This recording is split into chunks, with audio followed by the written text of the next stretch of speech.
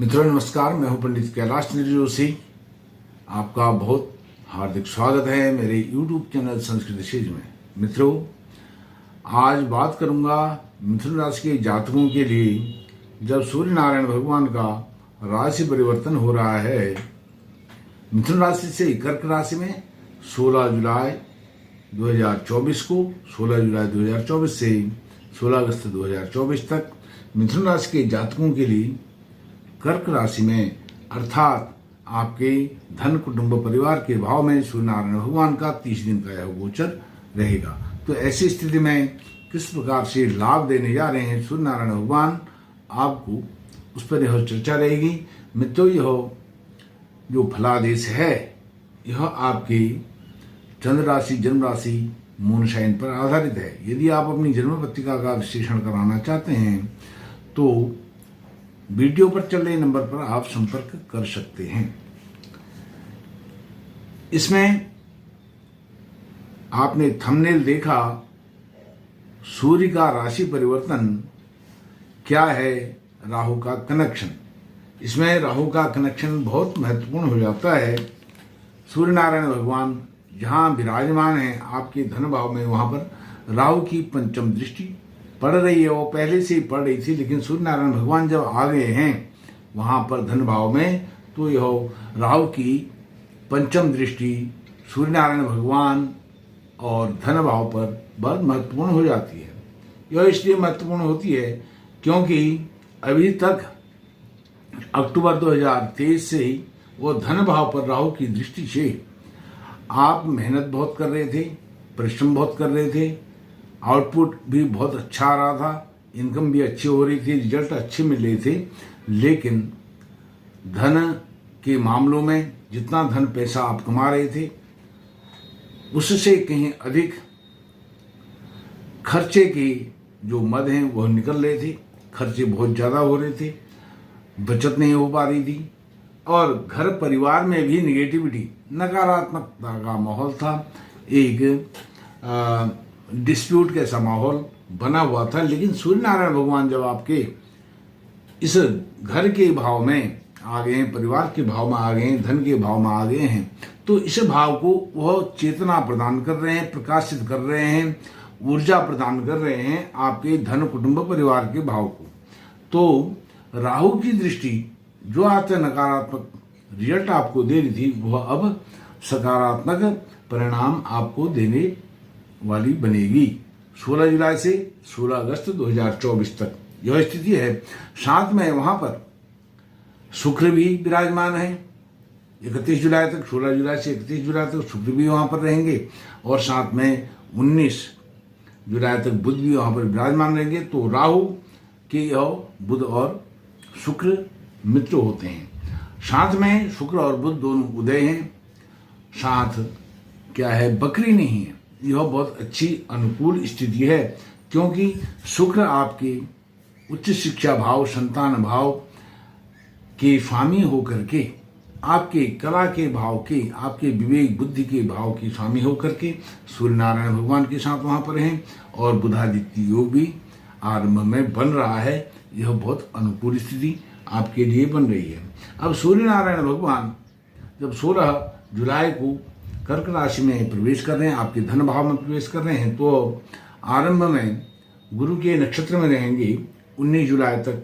तो 19 जुलाई तक वो आपको सप्तम भाव से अच्छे रिजल्ट देंगे। सप्तम भाव संबंधित अर्थात आपके दाम्पत्य सुख और बढ़ सकते हैं, उनमें नई रचनात्मक कार्य आप कर सकते हैं और साथ में आपका जो करियर भाव है वह भी इन 3-4 दिनों में 16 जुलाई से 19 जुलाई तक बहुत अच्छी प्रगति, उन्नति के संकेत यह दे रहे हैं। कौन?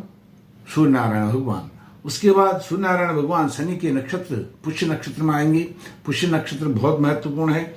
हालांकि शनि का नक्षत्र है, शनि सूर्य को शत्रु मानते हैं, लेकिन सूर्य जब शनि के राशि में या नक्षत्र में जाते हैं बहुत अनुकूल, अच्छे रिजल्ट, परिणाम अच्छे देते हैं। तो शनि से संबंधित रिजल्ट आपको देंगे। जहां पूर्ण दृष्टि से आपके अष्टम भाव को देख रहे हैं, कष्ट मृत्यु तुल्य भाव को देख रहे हैं, तो आपके कष्टों को दूर करेंगे सूर्य नारायण भगवान अपनी पूर्ण दृष्टि से। और सब नवम भाव से, भाग्य भाव से संबंधित आपको अच्छे सकारात्मक रिजल्ट वह देंगे, क्योंकि वह शनि के नक्षत्र में, पुष्य नक्षत्र में रवि पुष्य मृत योग बन जाता है। रवि पुष्य अमृत योग बनता है सूर्य नारायण भगवान के पुष्य नक्षत्र में विचरण करने से। तो यह आपके लिए बहुत अनुकूल स्थिति यहाँ पर रहने वाली है 5 अगस्त तक।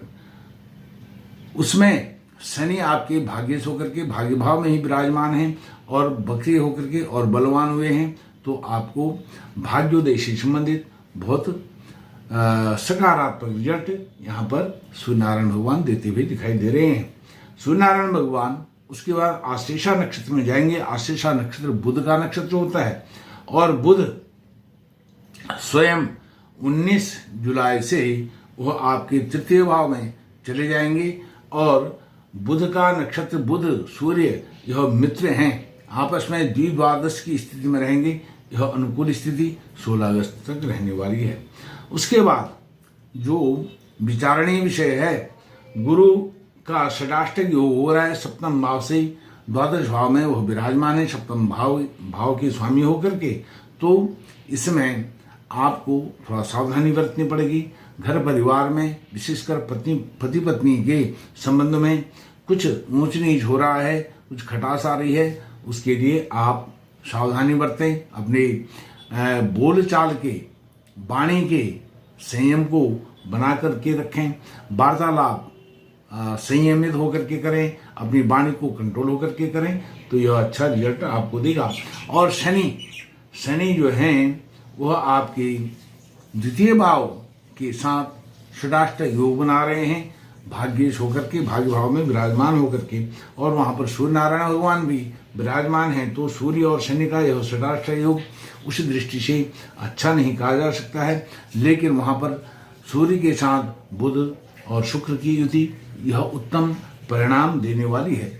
शुक्र यहाँ पर क्या आपको परिणाम देने वाले हैं उस पर भी आपको बताता हूँ। शुक्र आपको रचनात्मक कार्यों के लिए प्रेरित कर सकते हैं, आप कंस्ट्रक्टिव कार्य कर सकते हैं, और आपका विजन कंस्ट्रक्टिव हो सकता है, अट्रैक्टिव हो सकता है।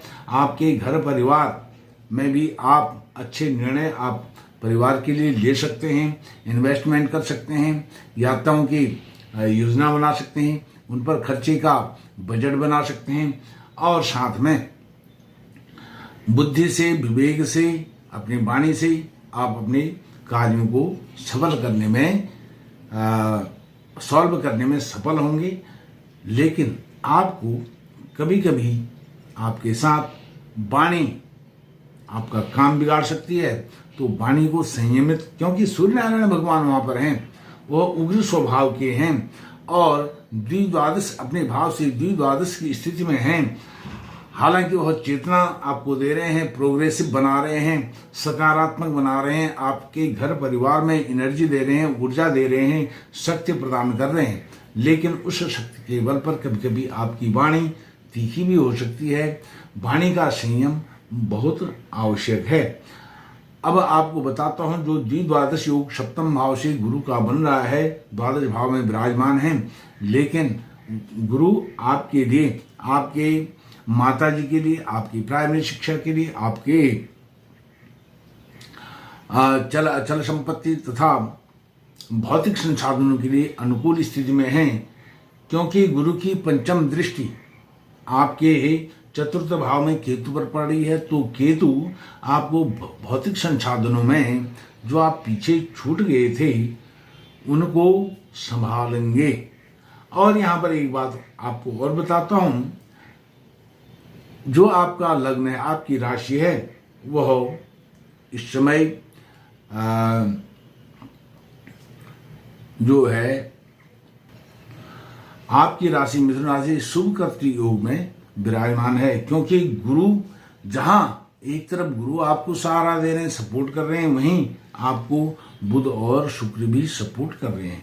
लेकिन जब बुध और शुक्र, यहाँ से शुक्र भी निकल जाएंगे 31 जुलाई को, फिर इधर सूर्य रह जाएंगे और उधर गुरु और मंगल रह जाएंगे, फिर पाप प्रति योग बनेगा। इसमें अपने वाणी का संयम विशेष करके बहुत अच्छी तरीके से रखना है।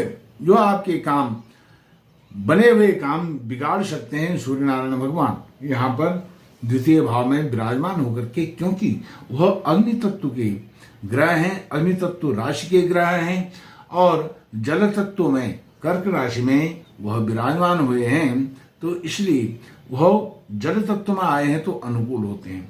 इस महीने आपको जब सूर्य नारायण भगवान 16 जुलाई को कर्क राशि में प्रवेश कर रहे हैं, तो इस महीने आपको शिव पूजा करनी चाहिए। शिव जी में, शंकर भगवान में जल अर्पित करना चाहिए, अभिषेक करना चाहिए और सूर्य नारायण भगवान को भी अर्घ अवश्य ही देना चाहिए। और यदि मिथुन राशि के जातकों के लिए सूर्य 6, 8, 12 भाव में हैं तो आप अर्घ अवश्य दें। आपके सूर्य खराब भी हैं, क्रूर भी हैं, तो पीड़ित भी हैं, तो आप सूर्य नारायण भगवान को अर्घ दे करके उनको और अधिक शक्तिमान बना सकते हैं। और यदि सूर्य आपके जहाँ 7 का अंक लिखा हुआ है 7, वहाँ तुला राशि में सूर्य नीच के हो जाते हैं, पीड़ित हो जाते हैं, तो ऐसे में सूर्य नारायण भगवान को अर्घ देना और भी अच्छा परिणाम देने वाला हो सकता है, हो जाता है। इसलिए यह आपने अवश्य ही करना है। और साथ में आपको बताता हूँ, जो दशम भाव में राहु गोचर कर रहे हैं, दशम के राहु आपके लिए बहुत अच्छे हैं, आपकी यात्राओं के लिए, आपकी बिजनेस के लिए, आपके कार्य क्षेत्र को बहुत अच्छी प्रगति देने वाले हैं यहाँ पर। लेकिन उनका जो साइड इफेक्ट है आपके द्वितीय भाव में बन रहा है, इसलिए सूर्य नारायण भगवान को आप बहुत मजबूती प्रदान करें तो आपको संकटों से आप मुकाबला कर पाएंगे। इस वीडियो में इतना ही। आपका कोटि कोटि धन्यवाद। नमस्कार।